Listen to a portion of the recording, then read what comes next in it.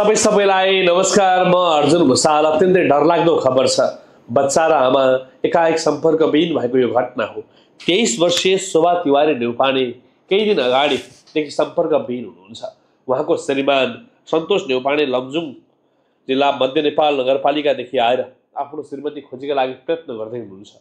भन्दै हुनुहुन्छ, मेरो बच्चा र मेरो श्रीमती एकाएक सम्पर्कविहीन भए। दासढुङ्गामा अन्तिमचोटि उनीहरूको सामान भेटिएको छ।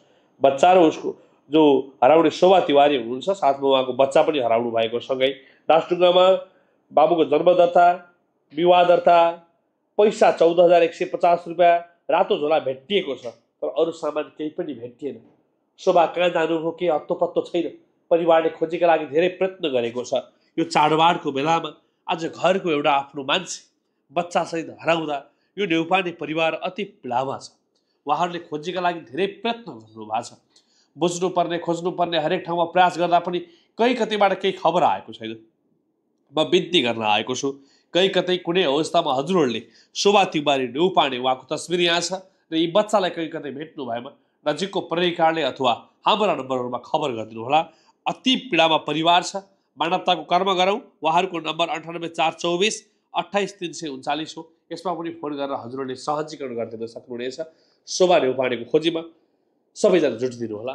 नमस्कार। नमस्ते, मेरो नाम सन्तोष न्यौपाने। मेरो घर चाहिँ लमजुङ मध्य नेपाल 2 मा बस्ने र मेरो श्रीमती र मेरो छोरा हराएको हुनाले जो कोहीले जहाँ जस्तो अवस्थामा देख्नुहुन्छ सम्पर्क गरिदिनु हुन विनम्र अनुरोध गर्दछु।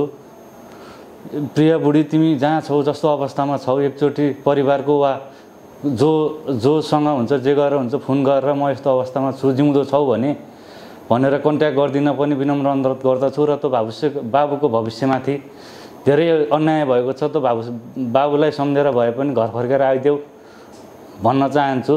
प्रिय बुढी, तिमी जस्तो छौ त्यस्तै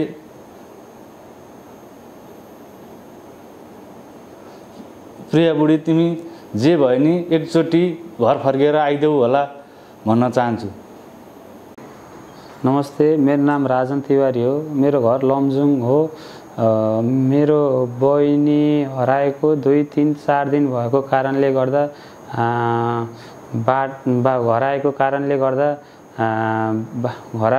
गर्दा म यहाँ हजुरहरूले कसैले कतै केही देख्नु भएको छ कि भनेर अर्जुन सरलाई, बहिनीको नाम शोभा तिवारी हो। बहिनीसँगै एउटा बाबु पनि छ। बहिनी 23 वर्षको उमेर हो अनि बाबु 4 वर्षको उमेर हो। उहाँको नानीको सामान दासढुङ्गाको पुलमा झोला, जुत्ता, चप्पल फेला पारेको कारणले हामीले खोजी कार्य गरिसकेका छौँ। यदि कसैको सम्पर्कमा हुनुहुन्छ भने अर्जुन सरलाई सम्पर्क गरिदिनु